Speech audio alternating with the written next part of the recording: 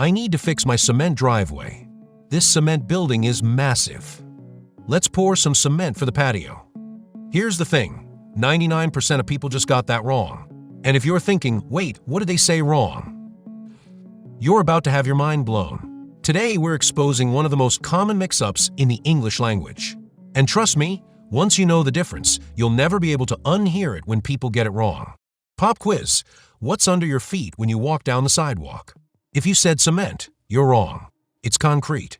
But wait, I hear you saying, aren't they the same thing? Nope. And here's the kicker, cement is actually inside concrete. Think of it like this, saying cement sidewalk is like calling a chocolate chip cookie a flour cookie. Technically flour is in there, but you're missing the whole picture. So let's break this down once and for all. Cement is a powder. Imagine incredibly fine dust, that's cement.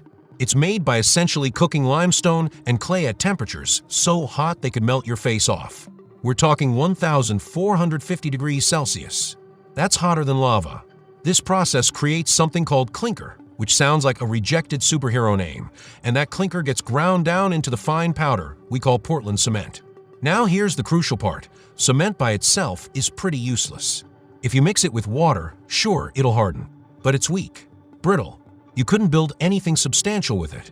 Concrete, on the other hand, is the superstar. It's what you actually see in the world around you. Your driveway, the Hoover Dam, the foundation of every building on your street. Concrete is cement plus water plus sand plus gravel or crushed stone all mixed together. When these ingredients combine, magic happens, a chemical reaction called hydration that makes it harder than rock. Now, let me blow your mind with what actually happens when you make concrete. When water hits cement, those tiny cement particles don't just get wet, they transform. They start growing crystals. Millions of microscopic crystals that interlock with each other like the world's smallest Lego set. This process, it doesn't stop when the concrete dries. That's the crazy part. Concrete doesn't actually dry, it cures. And it keeps curing for years. Decades even.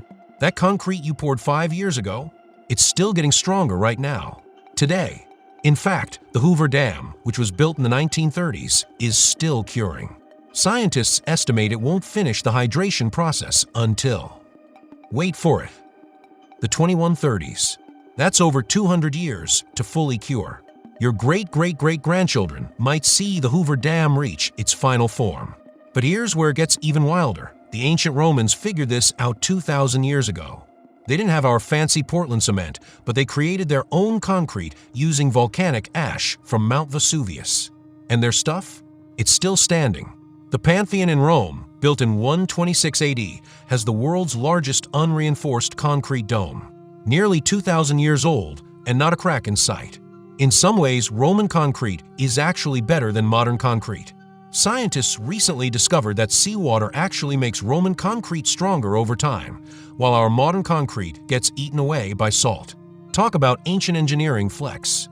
So why does literally everyone mix these up?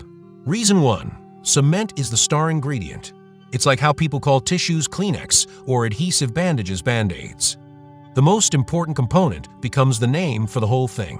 Reason 2. Even the pros get it wrong. I've heard construction workers, contractors, even engineers slip up and say cement truck when they mean concrete mixer truck.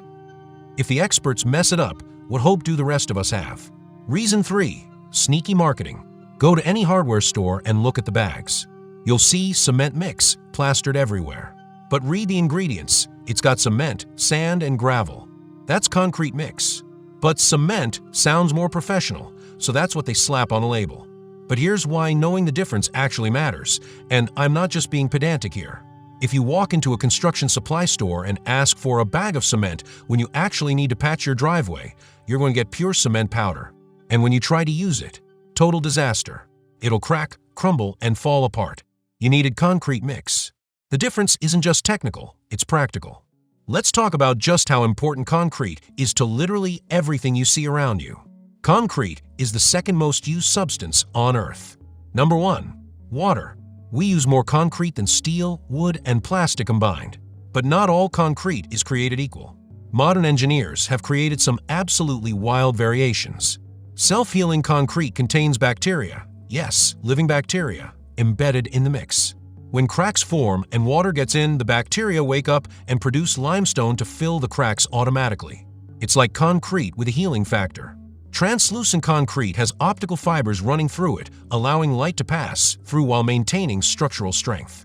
Imagine walls that glow. Bendable concrete flexes instead of cracking, making it earthquake-resistant. It can bend like rubber and snap back into shape. 3D printed concrete is being used to print entire houses in less than 24 hours. We're talking full houses, printed like a giant document. But here's the dark side. Cement production is an environmental nightmare. Making cement releases massive amounts of CO2, about 8% of all global carbon emissions. That's more than the entire aviation industry. Why? Because when you heat limestone to make cement, it doesn't just release CO2 from burning fuel. The chemical process itself releases CO2 from a limestone. It's a double whammy. The good news? Scientists are going wild with solutions. Carbon-negative concrete that actually absorbs CO2 as it cures. Hempcrete made from hemp fibers, yes, from cannabis plants. Mycelium concrete made from mushroom roots. Recycled concrete using demolished buildings as aggregate. Alternative binders using industrial waste like fly ash and slag. Some researchers are even working on concrete made from human urine. I'm not joking. Apparently it works. Want to know the secret formula that construction workers swear by? It's called the Rule of 6, and it's beautifully simple. 1. At least 6 bags of cement per cubic meter of concrete. 2. No more than 0.6 water to cement ratio. 3. At least 6 days of proper curing. Get any of these wrong, and your concrete is compromised. Too much water. Weak concrete that cracks easily. Too little water. It won't mix properly, and you'll get air pockets. Not enough curing time. The hydration process doesn't complete, and you get surface cracks. Professional concrete workers obsess over these ratios like bakers obsess over sourdough starters. Because like baking, concrete is part science, part art, and part black magic. And here's something most people don't know. Once concrete is poured, workers have to keep it moist for days. They cover it with wet burlap, spray it with water, do whatever it takes to keep it from drying out too fast. Because remember, concrete doesn't dry, it cures. And proper curing requires moisture. So there you have it. The next time someone says they're laying cement for their patio, you can be that person who goes, actually. Just kidding. Don't be that person, but do appreciate the difference.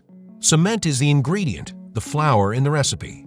Concrete is the final product, the cake we all enjoy. And now you know that every sidewalk you walk on, every building you enter, every bridge you cross, it's all concrete. And inside that concrete is cement, quietly doing its job, holding everything together. Pretty cool for a simple thing, right? If you have an idea for our next episode, drop it in the comments below. And remember, the world is built on the simple things. We're just here to explain them. Like, subscribe, and we'll see you next time on The Logic of Simple Things.